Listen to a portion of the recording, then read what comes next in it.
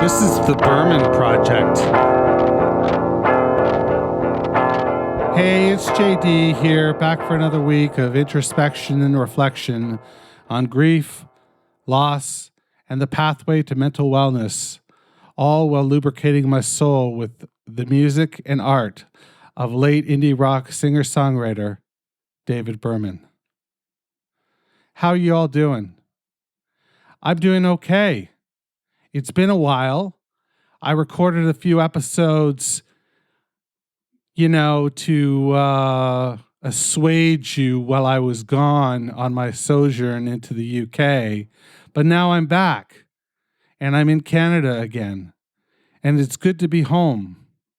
It was great to be greeted by my two daughters and my beautiful wife, and just to be here on this fertile ground that is Canada. So there's that. All of that said, I had a fantastic time in the UK, and you'll hear more about that on the Meeting Malcolmus podcast as I go into great detail with several of my cohorts that participated with me in the Pavement UK tour and took it all in. It was phenomenal. It's a place that I could thrive. It's a place that I could survive. And it's a place I felt so alive. So there's that. I hope you're well. I hope everything is going reasonably okay for you. There's a lot of chaos in the world. There is still the long tail of this pandemic swinging mercilessly and taking people down. Tim from Portland's wife was recently stricken with COVID.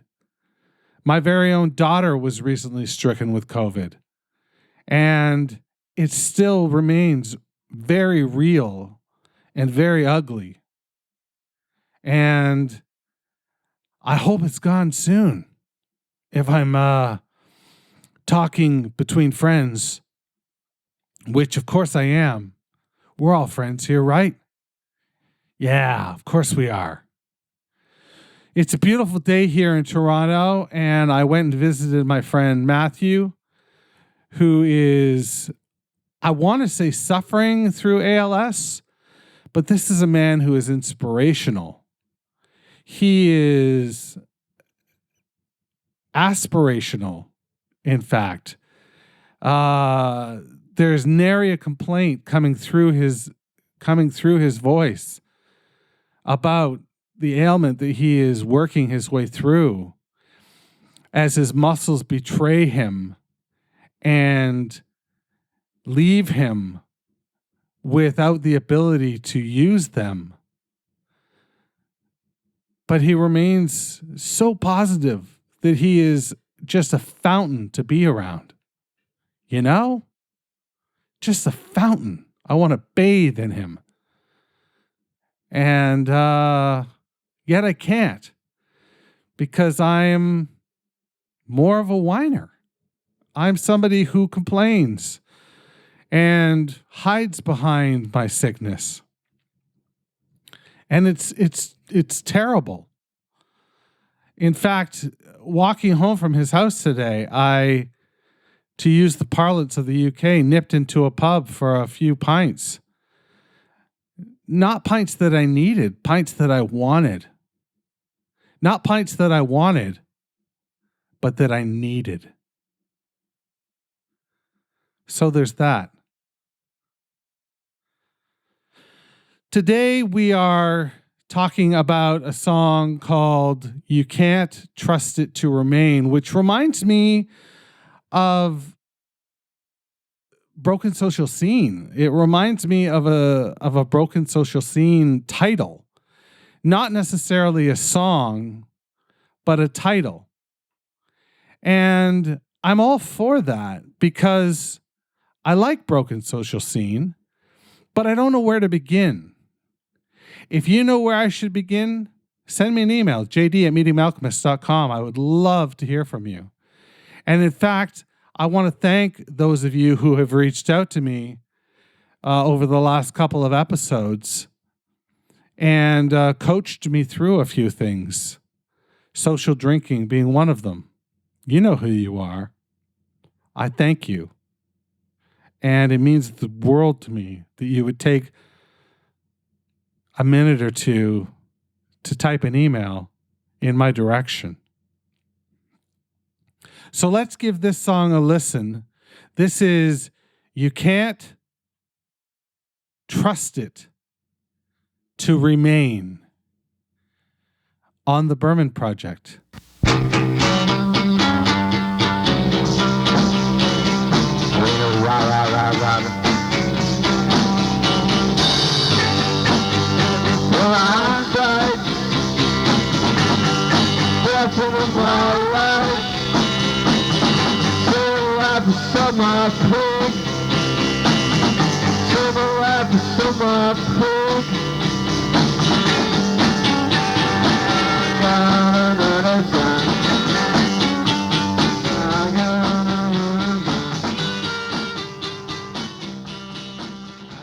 Well, that didn't even give me enough chance to take a sip of this lovely Origin of Darkness beer from Collective Arts that I'm drinking. It's an extra strong, let me read you what it is. It's really good, but it's weird.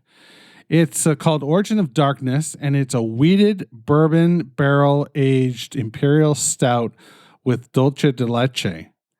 It's 11.5%, so it has went right to my head after having a couple pints at the local pub. Boy, oh boy, I am knocked on my ass. It's the equivalent of drinking a beer and taking a shot, I would say, at the same time. And it's really delicious with that dulce de leche. But let's get to the song. That's like barely a minute. I think it's like 48 seconds long, and it doesn't really take you anywhere. It's like, have you ever... Okay, I will tell you this. Once I was flying to Halifax, Nova Scotia from Toronto, and we were approaching the runway to land, and we were approaching the runway, and all of the sudden, at the last second, we pulled up. Like, I'm talking the last fucking second, we pulled up. And there was G's. I felt G's. I felt a little bit like Tom Cruise. I'm not going to lie to you. I was like, hey, I'm Tom Cruise. I'm going to jump on a couch and tell you how much I love my wife. And, there was G-force going through my body, and it felt good. It felt fucking good. But I was scared. I thought I was going to die. I was scared that I thought I was going to die. And then for a moment, I was like, okay, I guess this is it. And I came to an acceptance that I was going to die. And it was disappointing because I knew I was supposed to go for a lobster dinner. And I was like, fuck, that lobster dinner would have been fucking tremendous. But alas, I did not get to eat that lobster dinner. But instead, what happened was we did a big U-turn in the sky, and the pilot comes on and he's like, "There's a truck on the runway and it won't move." And we've been told to pull up because it's in enemy territory, as it were. And so we pulled up really quickly, and we didn't get the satisfaction of either experiencing that moment of euphoria or dying. And I feel like that song is sort of like that. We don't really get either or. It's just sort of there, It's just sort of that big jerk off right before you're about to land, but you don't get to come. Does that make sense to you? I don't know. Is that too much information? Maybe it is. I don't know. Let's read a poem. This is called Cassette Country. This is meant to be in praise of the interval called hangover, a sadness not coterminous with hopelessness, and the North American doubling cascade that keep going. This diamond lake is a photo lab. And if predicates really do propel the plot, then you might see Jerusalem in a soap bubble, or the appliances failures on Olive Street across these great instances, because the complex Italians versus the basic Italians, because what does a mirror look like when it's not working, but birds singing a full tone higher in the sunshine?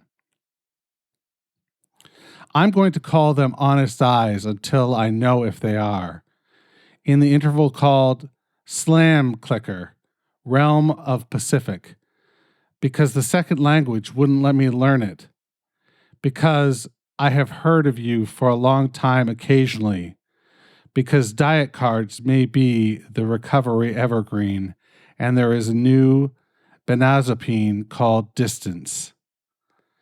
Anti-showmanship, anti-showmanship, anti-showmanship. I suppose a broken window is not symbolic, unless symbolic means broken, which I think it sort of does.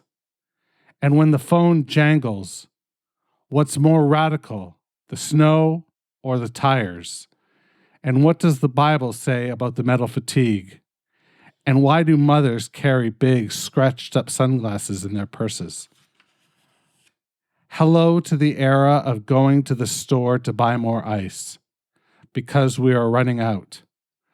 Hello to feelings that arrive unintroduced. Hello to the non-functional sprig of parsley and the game of finding meaning in its coincidence. Because there is second mind in the margins of the used book, because Judas Priest, sourced Firestone Library, sang a song called Stained Class, because this world is 66% then and 33% now.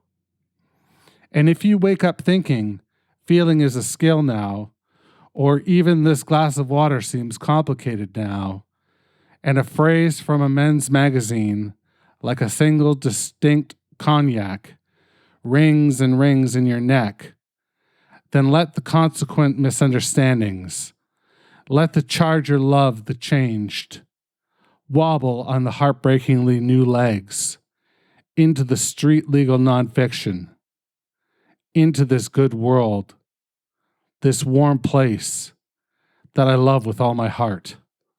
Anti-showmanship, anti-showmanship, anti-showmanship. That was Cassette County by David Berman by way of Actual Air, a book that you can order from dragcity.com. What did you think? There's a lot going on there. A lot that I can't really get my feeble claws into. There is some structure in the anti-showmanship, like bridges, I suppose. And the one before the one that becomes before that. But I don't know. There's tons of alliteration. Not alliteration, sorry. What do you call it when something creates an image for you? Imagery, I suppose. Imagery, JD. Jesus Christ. It's fucking imagery.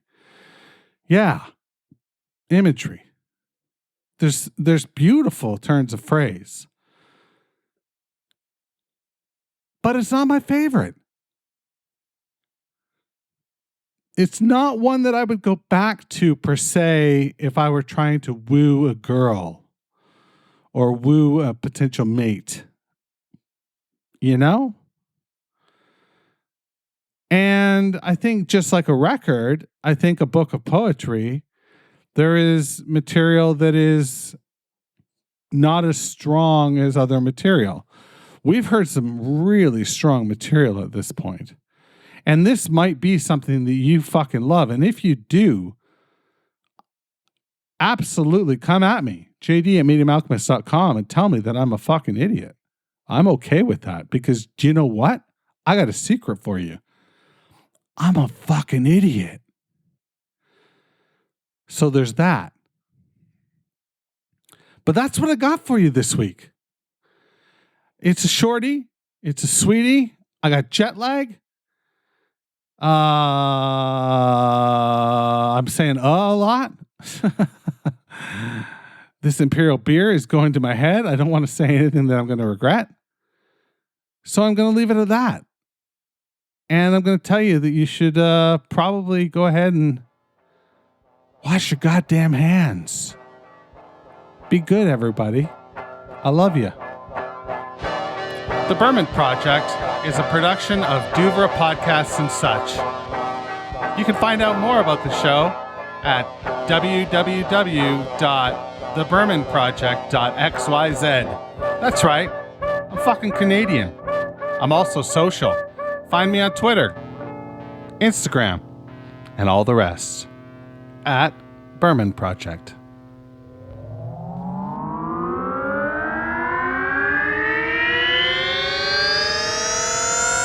Duvra Podcasts and Such.